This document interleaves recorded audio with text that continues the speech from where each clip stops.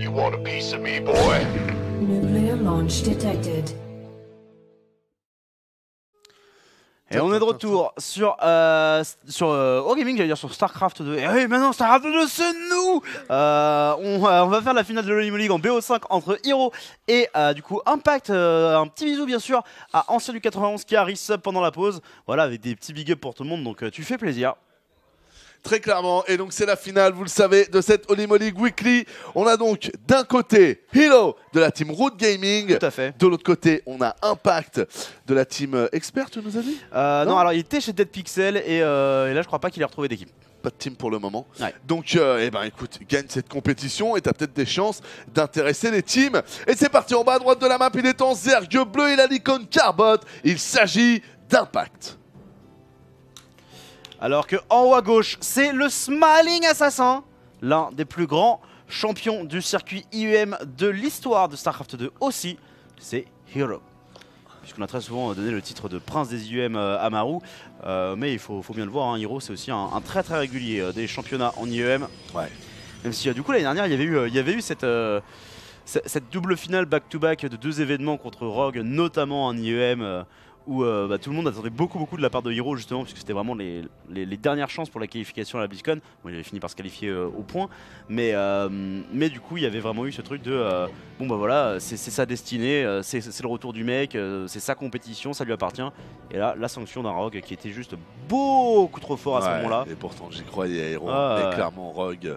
Et pas mal d'ailleurs d'entre vous nous l'avaient dit sur le chat. Je me rappelle même d'une des personnes qui s'énervait un peu, putain mais les gars...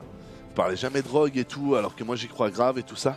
Et tu avais le bon call, mon poulet, bien joué à toi. Spécial dédicat à Maeva, best pose ever, nous dit Mr. Freeze. Ouais, les gens merci ont l'air beaucoup. de bien kiffer les musiques d'Iron Squid pendant les pauses. Le join de la part de Twister84 bien Non, c'est sûr. parce que je chantais pendant les pauses. Ah, elle chantait pendant les pauses, très bien. Incroyable. La production value. Bon bah écoutez les gars, si vous voulez plus de Maeva qui chante pendant les pauses, n'hésitez pas à vous abonner. Voilà, pour soutenir son travail. Ah c'est plus que ça, faire péter la barre de kiff les gars. Sinon Allez. elle chantera plus jamais les gars. Jamais. Plus jamais. Plus jamais. Donc, Je ne chanterai plus jamais. Donc voilà, on va voir si vous aimez vraiment Maeva et si vous aimez vraiment notre travail. C'est le mec qui met un vieux coup de pression dégueulasse. Sinon, elle est virée. Technique commerciale pour vendre des cuisines. C'est ça. Attention ici, petite micro-gestion de la part de Hilo. Ouais, Hero qui va se rajouter une chute batterie qui va être très exposée vis-à-vis de la proxy hatch qu'on est en train de produire. Oula, il voit le truc venir, hein. Ouais, il l'avait vu. Ouais. La proxy hatch qui est en train d'arriver et du coup c'est très bien qu'il la voit aussitôt parce que c'est vraiment un truc que tu ne peux pas contrer si tu ne le vois pas rapidement, parce que du coup tu vas cut sur tes unités, tu vas faire ton Nexus, tu vas faire ta tech et là, oh surprise motherfucker, il y a des spines et des roaches ici à la sortie du Stalker qui aurait pu être compliqué, mais ça va, on va bien micro-gérer. En fait, ces îlots, c'est un mix entre Wolverine et Captain America. Mec. Ouais, j'avoue. Hein. Sérieux, il y a les griffes de Wolverine et il y a le côté rouge un peu bouclier de Captain America. Bah, tu vois, j'aurais même plutôt dit Iron Man et Wolverine, tu vois. Ouais, t'as raison. Du coup, avec leur armure rouge et métallisée, Ouais. ici les Zerg qui vont trouver leur chemin dans Bien la ligne joué. MMS, c'est tendu pour Hero. Quoique, on fait le retour pour choper les Zélotes. Pas forcément une Pas mauvaise fan. idée, hein, parce que les unités de Hero, en fait, elles ont une très grosse valeur à ce moment-là pour lui. C'est vrai. Il est très limité en termes d'unités qu'il va pouvoir produire. Ah, c'est vrai, c'est un choix qui est discutable, mais je pense que ça lui fait qu'il y a des chances, en tout cas, qu'il y a un peu moins de kills sur les collecteurs, parce que la vague sera plus facile à gérer. Donc moi, je pense vraiment... Enfin, moi, j'aurais préféré qu'il aille directement dans la ligne des collecteurs. Un Zilot, ça reste quand même super épais. C'est compliqué, mais pourquoi pas. Très bien joué, en tout cas, ici, de la part d'Hiro, aussi bien sur la défense de sa B1 que sur cette B2, où là, c'est super bien joué. Pylône, double shield de batterie. Bah, qu'est-ce que tu vas faire? Chamostang, bien sûr, qui veut plus de champ de Maeva pendant les pauses. Du coup, Anos, va falloir que tu fasses en sorte qu'on ait... Ah, GG! Ok, je pensais pas que ça serait aussi court. Ouais, va falloir que tu négocies avec Alex Kish pour qu'on ait maintenant Maeva sur tous les broadcasts. Hein. C'est vrai. Voilà. C'est vrai. Il nous faut des champs, ça génère des subs. Il faut aussi négocier avec Noki du coup. Ah ouais? Ah oui, parce que m'enlève t'es sur l'Overwatch League. Oui. Ah, t'es sur l'Overwatch League. Oui. Ah, Du coup, d'accord. je suis là le lundi, mardi, c'est possible. Ouais, Bonjour, venez me voir tous les lundis. C'est pour merci. ça aussi qu'on te voit moins souvent et que sur les plannings. Chocobo 121, 3 D'accord. €. Merci pour ton don qui est du coup destiné à bien sûr la glorieuse Maeva. Et vraiment, on me les donne. Attends, non. Mais on va.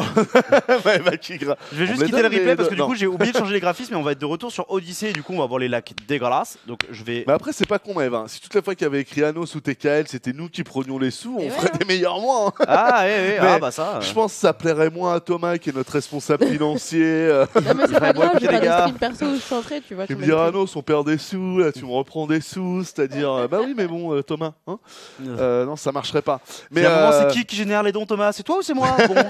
Alors, Thomas? J'ai tenté What cette réponse, sache que ça ne marche pas très bien. Ah ouais. C'est Eh ben, je non, m'étais c'est essayé, pas le au mieux. moins. Du coup, merde, qu'est-ce que je voulais dire? Ouais, game 1 du coup remporté par Hiro un peu facilement. Ouais. Après, on tente un all-in. Ouais, on tente Y a pas de- un all-in, on c'est un est beau vu 5. tôt, la réaction de Hiro elle est parfaite. Parce qu'effectivement, le problème à ce moment-là, quand vous faites cheeser en tant que proto, c'est votre capacité à produire des unités. Donc en fait, votre montée en puissance, elle est très faible. Et du coup, pour compenser ça, il pose des défenses statiques qui sont deal cybercore avec du coup cette shield batterie qui renforce beaucoup le potentiel de tes unités, surtout face à des unités qui vont être produites en petit nombre parce que c'était sur seulement 2 hatcheries et Clairement. une économie, une base. En plus, Zergling et tout, c'est un DPS tellement faible. Roach, c'est un peu plus chiant, parce que là, là tu commences déjà à être sur un chiffre à chaque fois qu'on te touche à deux nombres. Donc là, ok, c'est plus intéressant, mais c'est vrai que contre les Zergling, les amis, vous mettez 5 de dégâts, l'autre il récupère 3, tu remets 5, il récupère 3 plus 3, en fait tu tapes dans le vent quoi. On est une game, en tout cas on est sur Odyssey pour la game numéro 2. On espère que vous passez un bon moment avec notre compagnon. On vous rappelle que c'est la finale en BO5, et en haut à gauche de la map, il est en Zerg rouge. Il s'agit d'Impact. Alors qu'en bas à droite, il a remporté la game numéro 1 avec une défense aux petits oignons. C'est le Smiling Assassin, Hiro, qui joue pour Root. Big up encore une fois à 400 pour ce recrutement qualitatif. J'adore comment t'as dit Groot, ça m'a rappelé Groot. C'est, tu sais, dans. I am Groot. Ah voilà, je m'appelle Groot. Et comme du coup j'ai joué avec ma fille adore Groot. Elle a tapé un kiff sur ce personnage. Et elle arrête pas de dire je m'appelle Groot. Non, Non. je s'appelle Groot. Je s'appelle Groot. Voilà. Parce que du coup je suis obligé de dire à ma fille, c'est pas comme ça qu'on dit. Donc c'est relou ça. Mais bref. Cours de Groot. Et corrompt la grammaire de nos enfants. Mais ouais, non mais tu rigoles, mais. Surtout qu'en plus en VO, c'est pas je. C'est I am Groot. Ouais, c'est ça, en- du coup, c'est à peu près. Mais C'est c'est. anglais, quoi. Ouais, mais du coup, c'est parce que je pense qu'en version originale, il y a vraiment une notion de l'intonation, fait qu'il passe pour légèrement débile dans l'intonation. Et du coup, je pense qu'ils ont voulu retranscrire ça au niveau de la version française, effectivement, en C'est disant. super intéressant ce que tu dis. Et comme en version française, l'intonation n'a que peu d'importance, qu'on a un ton très plat, et ben du coup ils ont préféré faire une faute d'orthographe pour accentuer le truc. D'accord. Pour accentuer le côté, le mec, il est un peu non seulement monodisque, hein, voilà, il change pas trop, mais en plus, c'est vraiment le truc de un peu. Genre, il paraît être limité dans sa capacité à parler. Même Ouais. si on le voit, le bestiau, il est pas non plus complètement débile, hein, il a des idées. Ah, c'est mais, marrant. La petite probe en tout cas qui est partie, elle s'appelle pas Groot, elle s'appelle Probe. Comment? Par contre, t'as vu, elle a un beau faisceau de lumière, hein. Encore une fois. Et les C'est lacs, de la probe cette de- fois-ci, sont bien jolis. On peut Oui, pas c'est l'appeler vrai. Ginette. On peut l'appeler Ginette, si, mais. Ginette la probe, Cool. qui Ginette. pourrait venir pour un proxy. Non, on a déjà posé la Stargate à la maison, de toute manière il aurait été tard. On est juste sur l'optique de faire un scout détourné. Et quoique là on voit la V3. Est-ce qu'on va pas poser un petit pylône au milieu de la pampa, préparer un push gate? Non, on voulait juste voir la B3 et ne pas se faire manger la probe. C'est cute de la part de Hiro, pas très utile ou nécessaire, mais cute parce que du coup tu t'es sûr de pas perdre la probe, pourquoi pas. Il faut préserver Ginette, hein. C'est C'est ça. important. C'est une unité comme une autre qui peut ramener beaucoup de minerais au fur et à mesure que la game dure. Donc c'est plutôt bien vu. Le petit adepte ici qui va utiliser sa shade pour arriver directement à scouter. Premier Zergling ici qui tombe. Hello Ken. Deuxième Zergling. S'il y a un bon focus, on ne peut pas pour le moment, il n'est pas en range. Ouais, là on va réussir à en prendre peut-être finalement. Non, oui, on tape pas, on préfère sauver l'adepte, c'est bien plus important à ce moment-là dans le build order. Protoss derrière, voilà, la deuxième gate, on devrait en rajouter une troisième. On a la Stargate qui est posée avec un oracle, on devrait ensuite voir soit un deuxième oracle, soit un phénix. Et Là, elle est normalement, vue. Donc, si on normalement, continue de Phoenix. suivre la méta, on devrait enchaîner sur un conseil crépusculaire. Ah, dommage ça. Voilà, le petit adepte ici qui s'est fait choper. Le deuxième, on peut le mettre entre la ligne de minerai. Ah, ok. Très bonne défense de la part d'Impact. Clairement. Et putain mec, il fait le deuxième oracle dont tu parlais. J'y croyais tellement pas vu que c'était scouté. Ouais, Oh mais- l'oracle aussi est chelou hein. Alors en fait généralement tu fais Oracle Phoenix parce que tu vas faire en fait un opening glaive résonant et du coup en fait tu veux laisser le doute à ton adversaire sur est-ce que c'est glaive résonant ou est-ce qu'on va directement chercher le charge lot et la game normale entre guillemets. Ouais. Et là en fait vu qu'il veut déjà chercher le charge lot et qu'ils s'en fout de le cacher, et ben il fait un deuxième oracle avec lequel il va potentiellement trouver du dégât très rapidement. C'est bien vu, c'est une bonne idée de la part de Halo, même si c'est scouté, mais vous savez, c'est pas parce qu'on est vu dans notre démarche. Lul. Bon, par exemple, en 1939, les Français savaient qu'on allait se faire attaquer, on s'est quand même fait défoncer en 3 semaines. Hein. Bon, je sais que c'était plus de 3 semaines, et je sais qu'il y a des mecs qui, dès qu'on parle de l'histoire, là, vous nous. Mais bon, ce que je veux dire par là, c'est que il suffit pas de connaître les intentions de son adversaire pour les contrer comme Frank Ropers. C'est vrai. Et là par contre en fait Hiro qui a ok. Mind Games, il va cancel son truc, mais qui a fait une deuxième Stargate. Et ce qui est marrant, c'est qu'en fait, c'est d'autant plus intense d'un point de vue Mind Game que quand t'as fait ton Phoenix, oh non, je veux t'empêcher de prendre de l'information, ouh là là là là, je fais ma deuxième Stargate parce que sur mes 4 dernières sorties en Cup Online, eh ben, j'ai fait un mass oracle sur Odyssey. C'est vrai. Et là, cancel de la Stargate, au revoir. Bonjour, j'ai un conseil crépusculaire, bonjour, j'ai une robot, bonjour, Ouais. en fait, ma game, elle va être relativement normale, même si là, il rajoute beaucoup de gates. Ok, non, ça va être en ligne. Hein. Du génie, le génie Hero, quoi, comme d'hab. C'est magnifique. Qu'est-ce qu'on a en réaction? On a une chambre d'évolution, on a un Bataedra aussi qui a été envoyé. On continue sur du Zergling. Les spoilers sont déjà passés sur les lignes de minerai parce qu'on a déjà vu la sortie des oracles. Donc là-dessus, on était déjà prêt. Et maintenant, on a notre double oracle pour pouvoir taguer et poser des stases là, plus que agresser les lignes de minerai quand même parce qu'on a un impact qui est bien prêt. Merci Incredible. Merci beaucoup, n'hésitez pas à balancer des joins dans le chat pour le faire se sentir Ouais. bienvenu Dans sur la la route aux famille. poutres. La poutre family, comme on l'appelle dans le milieu. Moult Zergling qui sont en train de passer à l'agression, ce qui permettra en fait à Impact de déterminer qu'est-ce qui se passe chez son adversaire. Si c'est effectivement un mass oracle, tu vas être obligé de ramener des unités pour le défendre. Ici, Vendetta qui nous dit Hello, bien sûr. Ah, il Alors est que bien les adeptes positionné, là, Hero. défendent la position. Ouais. Il est super bien positionné l'adepte et du coup ça va faire gagner assez de temps pour renvoyer des unités. Vous voyez qu'on fait ça avec l'Oracle, il y a des unités qui sont en train de partir sur le milieu de la map. Donc il aurait pu utiliser ces unités là. Il a choisi de ne pas le faire et de les garder cachées. Et maintenant c'est parti, on va aller attaquer la B3. Un timing quand même difficile mon Montecael. Hein. Ouais, On a ouais. les premiers Hydra qui viennent de sortir. Hero a habitué à des meilleurs timings. Hein. Ouais, bah en fait c'est la conséquence d'un cancel de Stargate. Hein. C'est Sur vrai. Legacy of the Void et avec 12 collecteurs, c'est plus compliqué de faire ce genre de choses parce que ça te coûte en fait plus cher. Ok, Ouais. non, ici il veut passer directement dans la main, les sentries sont dans le War Prism, on veut réussir à bloquer la main avec les adeptes qui pourront shine Ce à serait travers le stylé. force field, ce serait assez stylé et je sais plus, ouais si c'est Arstem qui nous a fait ça l'autre jour contre Trou, je dis l'autre jour, mais c'était hier, je me rappelle, comme si c'était hier. Oh, c'est malin. C'est malin. Comment est-ce qu'il a posé ses stats? Après, il attaque en bas. Il a fait des KL à stats. Oh, il l'a compris quand même. Ah ouais. Oh, bien joué de la part d'Impact. Mais l'avantage c'est que ce genre de position, t'es pas obligé de commit sur ton truc là. Du côté de chez Hero, on peut rester un peu sur le ground, on peut Ouais. s'amuser à trade un petit peu. On prend le map control, on voit les hydras. Par contre, cette B3 elle est fake, les gars. Il y a 43 workers, c'est effectivement un all-in de la part de Hero. Et du coup, il faut quand même réussir à trouver du dégât, C'est même chaud, si hein. c'était pas sur l'angle initial qu'on avait prévu. Ouais, clairement.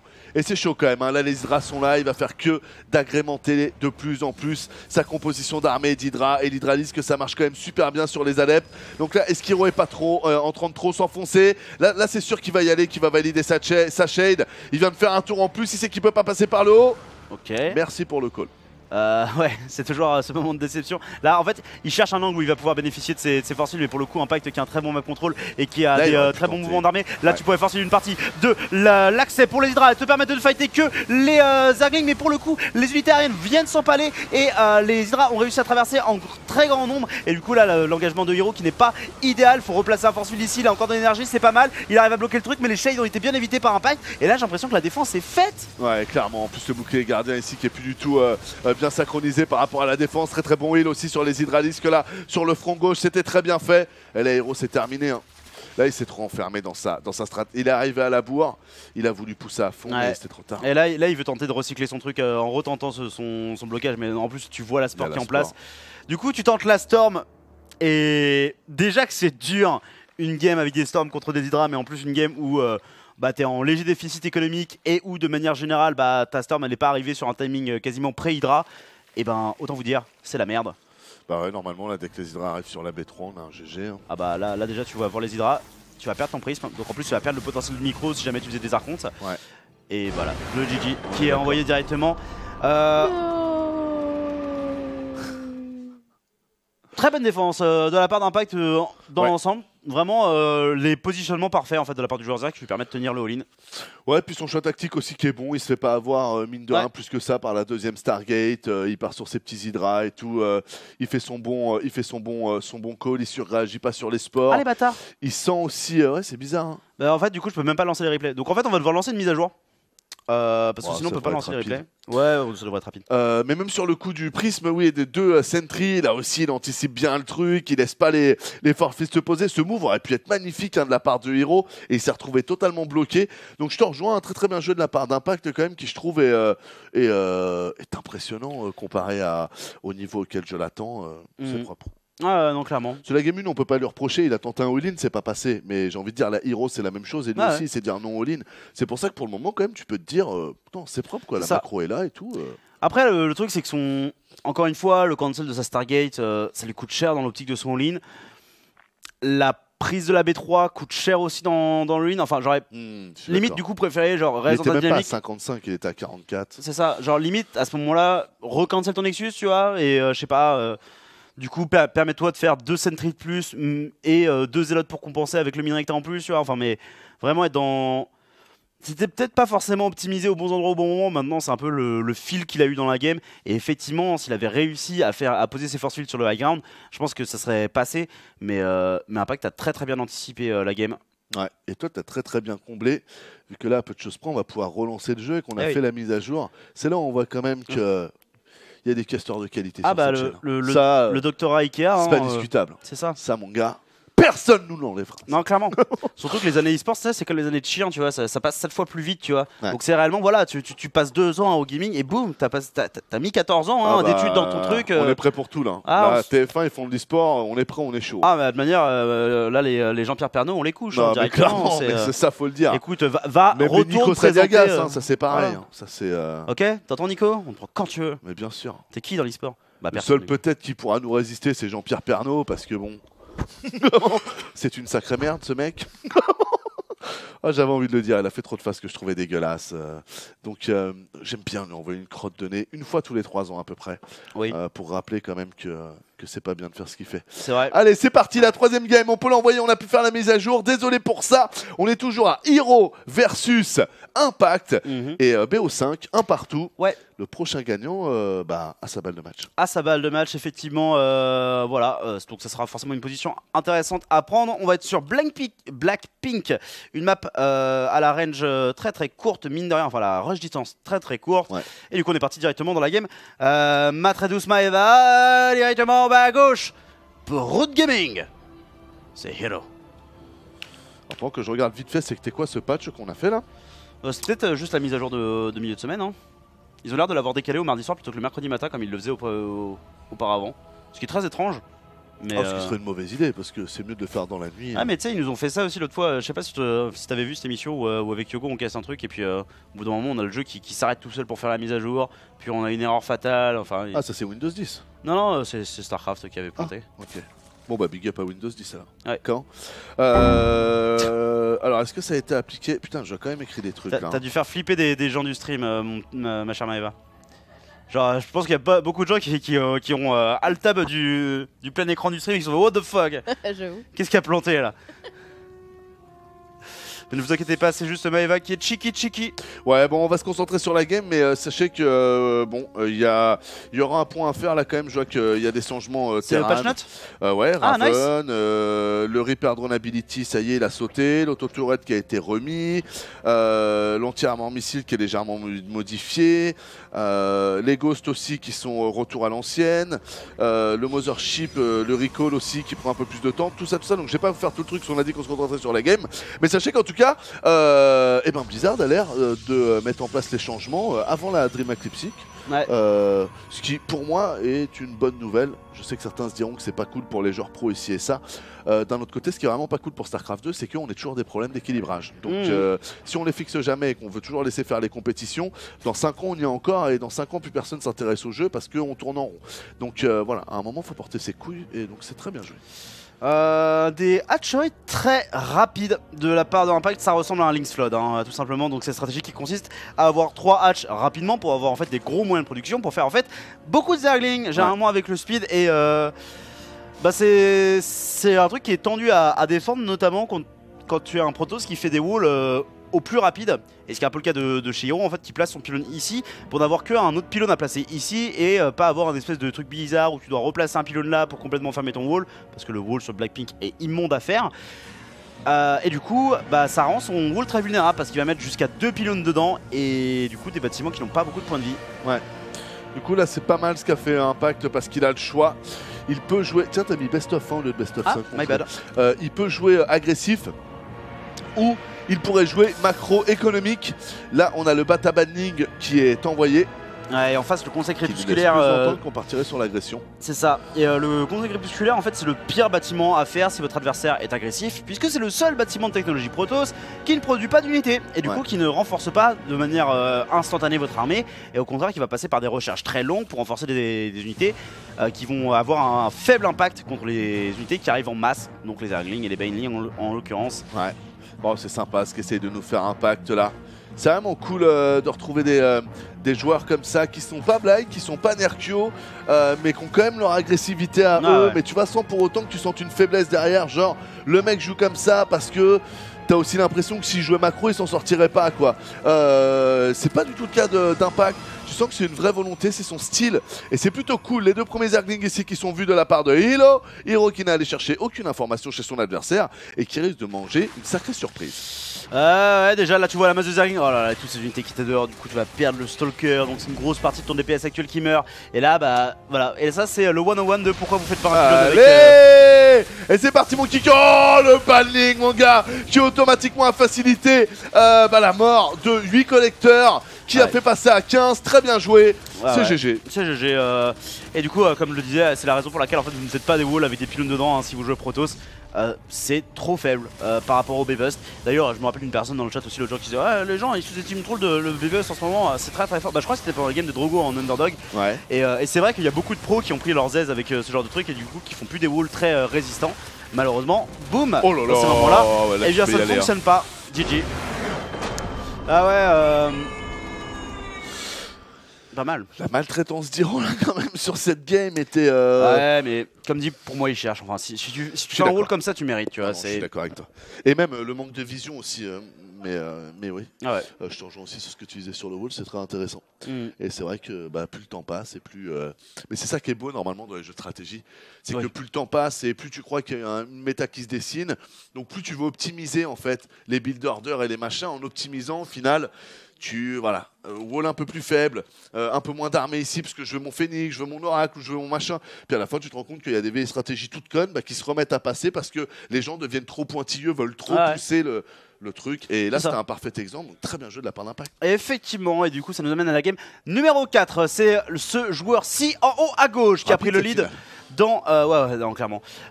Qui prend le lead dans cette finale, justement, le joueur Zerg rouge sans équipe à l'heure actuelle.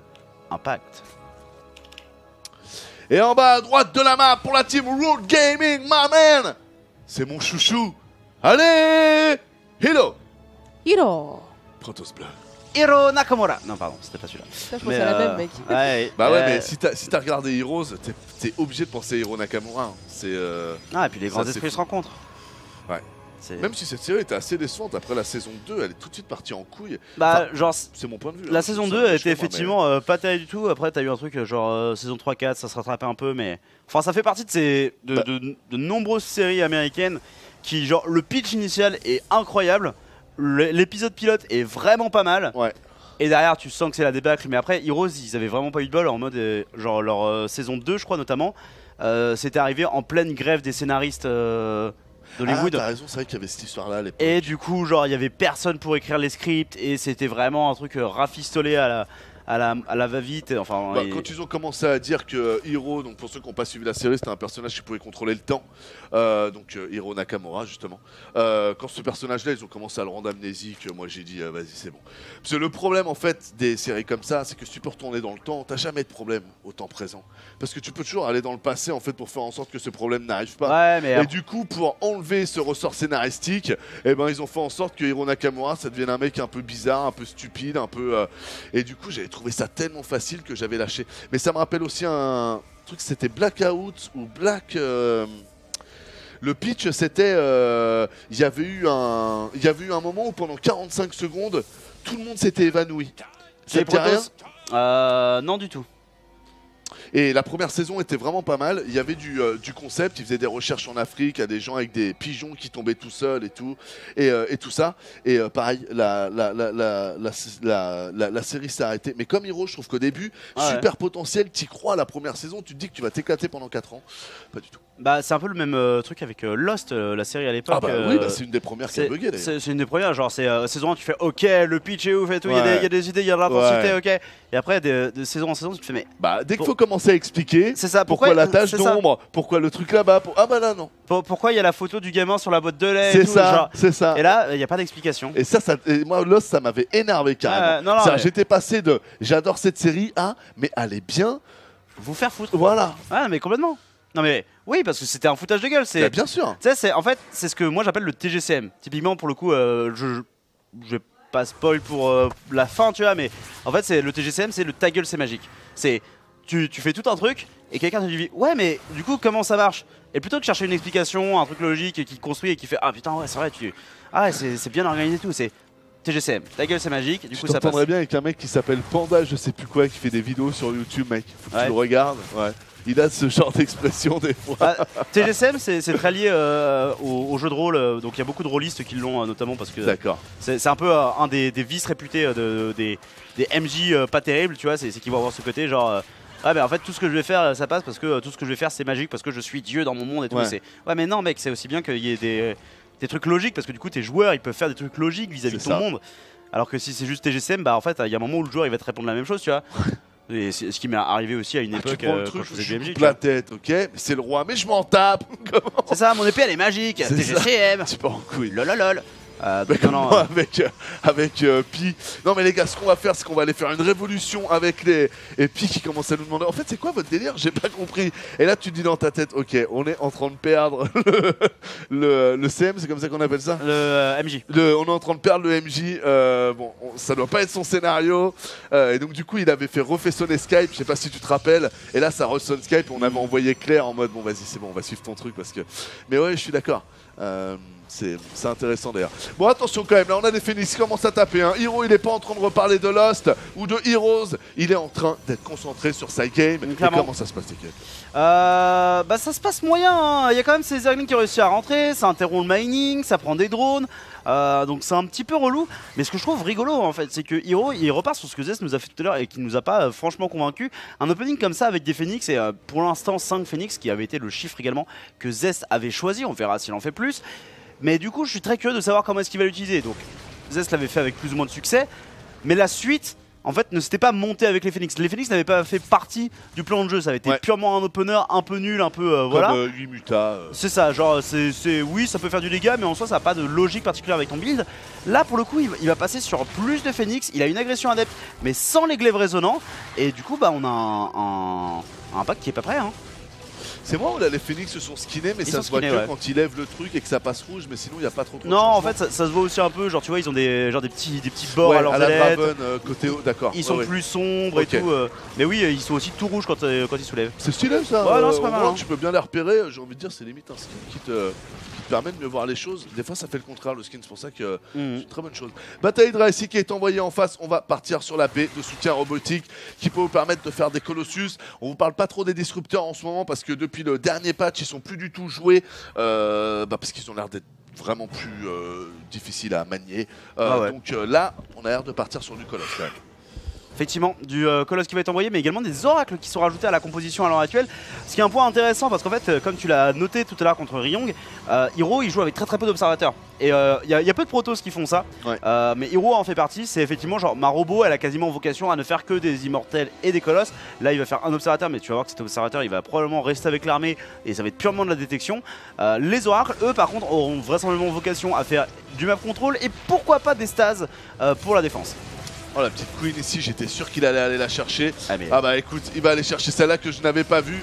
Très bien joué, c'est la 5ème Queen là qui est tombée. Donc c'est bien fait. pour le moment il s'en sort bien avec ses petits phénix dans le sens où son rythme d'agression et ce qu'on voit qu'il arrive à prélever est un... Oh, ça c'est joli ce que tu nous montres là, et ça vient d'être scouté. Hein. Ouais, ça vient d'être scouté ici par Hiro qui... Oh là là. Je sais pas s'il a tout à fait cliqué sur le bâtiment, mais là il n'y a pas de raison de pas cliquer et de te rendre compte de ce qui se passe. Et pendant ce temps là, bah, on a pris 10 drones, du coup c'est une très bonne opération. Mais attention quand même au run, bah, ici qui arrive à trouver un petit peu de dégâts économiques, loin d'être équivalent à celui que Hiro fait. C'est ça, mais c'est vrai que comme tu l'as dit, il y a quand même un peu de dégâts qui est fait, faut mettre quand même l'emphase là-dessus. Le petit vigilant ici, on le tente, hein, et on le tente, il n'y a pas de vision de la part d'Hiro. Hein? Non, là il le voit pas en fait, c'est juste que l'animation elle continue, mais lui il a vu le truc initial, c'est pour ça.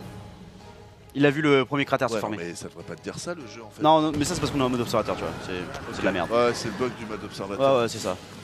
Ok. C'est parti, le premier colosse quand même qui est là, on a la thermolance qui n'est pas encore arrivée, qui va lui donner plus de portée au Colossus.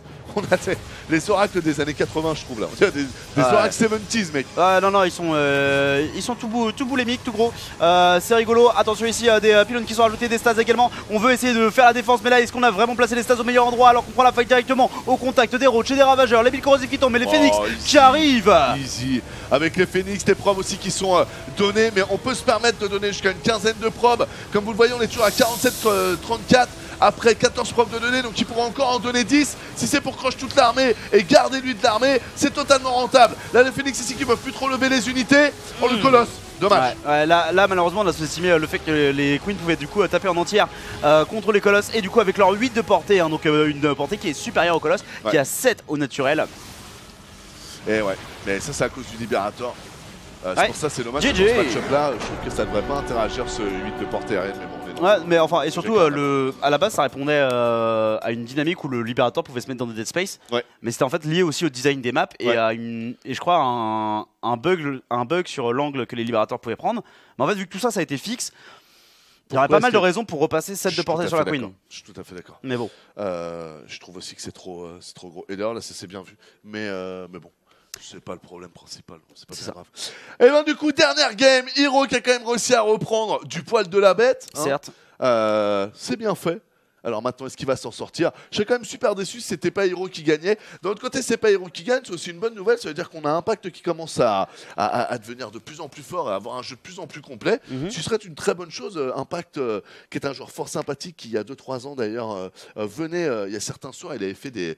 Peut-être que certains d'entre vous vous en rappelez pas, mais il avait fait des games en live avec nous. Il se couche à 5-6 heures du mat pour pouvoir être à 22 h ici. Et c'était à l'époque le bon... C'était pas Jawad qui s'appelait il y avait un petit robot qui bossait avec nous et qui s'occupait... non. Et qui s'occupait de l'équipe IM. Donc IM MVP et tout ça là, il s'occupait d'eux dans les cas de figure où il devait venir en Europe et tout ça, il faisait partie du staff qui allait aider à aller chercher les hôtels, les machins, les trucs. Et du coup, nous avait réussi à nous avoir Impact à un autre joueur qui se mettait sur la gueule comme ça. À l'époque, je me rappelle, il était très jeune. Donc voilà, c'est un joueur qui travaille depuis très longtemps, qui était très ouvert aussi à aller se donner de la lumière, quitte à se coucher à 5 h du mat. Donc voilà, c'est quelqu'un qui a l'air d'avoir beaucoup d'axes positifs. Donc tant mieux s'il arrive enfin à prendre du très sympathique, rencontré à la Home Story Cup, ça faisait partie des Coréens qui essayent activement en fait de te parler en anglais, tu vois, qui a envie d'échanger des choses et du coup qui, même si son anglais est complètement broken, essaye de discuter. Donc un mec qui est effectivement sympathique dans l'ensemble. On est parti directement dans la game avec en bas à droite ce petit individu que tout le monde a l'air d'apprécier. Il s'agit d'Impact. Et en haut à gauche de la map pour la Team Road Gaming, c'est censé être le patron, mais comme quoi à certains moments les patrons aussi ont leur faille.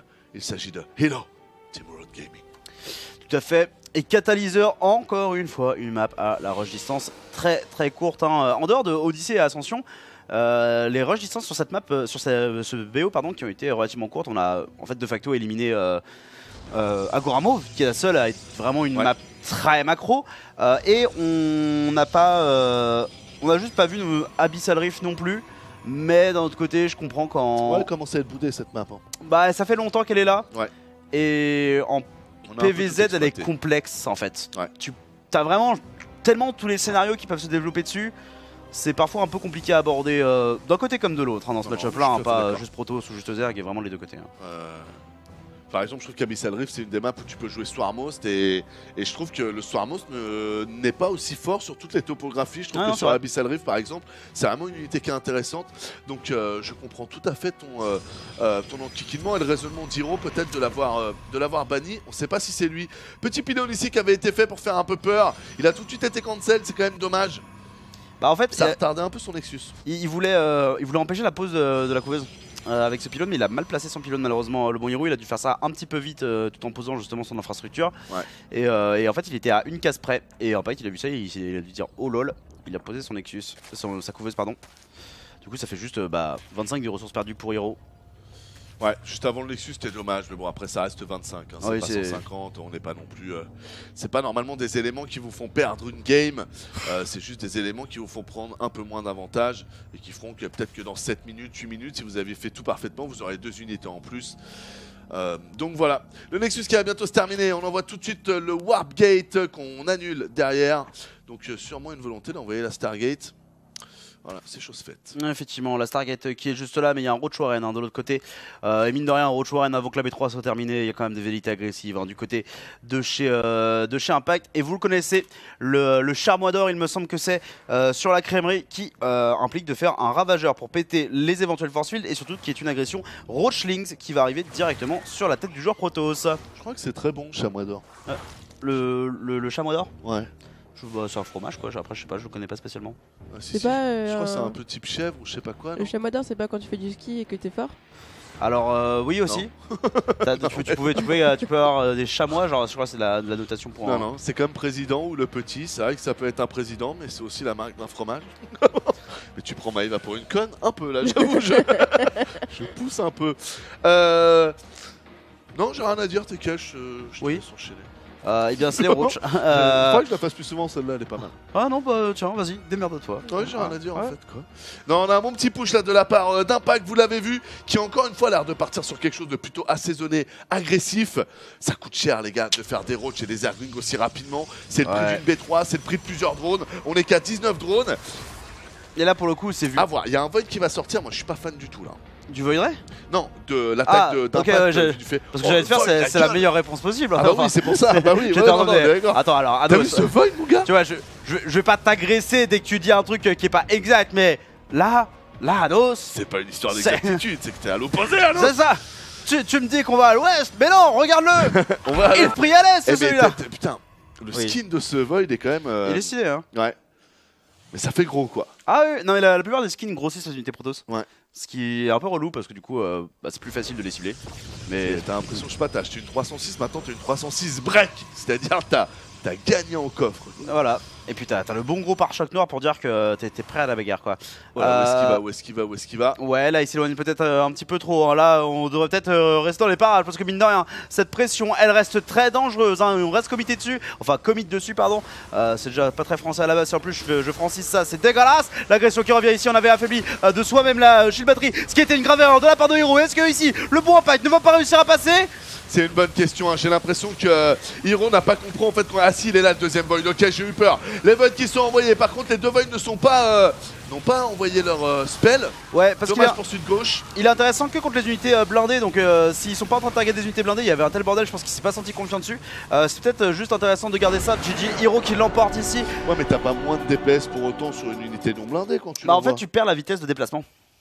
Ah ouais, j'avoue. Et du Donc, coup, ok. vu qu'il y a pas mal de links à l'intérieur, c'est intéressant de pas forcément faire sur les deux. Ouais, comme ça t'en as un qui peut suivre un peu C'est ça. et l'autre qui va plus te faire tes gros dégâts. Ouais, Même ok. si du coup tu peux Je l'avais pas, tu celle-là. peux cancel l'alignement prismatique pour récupérer ton speed, mais du coup tu as tout le cooldown sur ton truc. Donc je pense qu'il a vraiment... Alors après ça se trouve c'était pas volontaire, je suranalyse complètement le truc, hein. Mais pour moi il avait vraiment un côté de...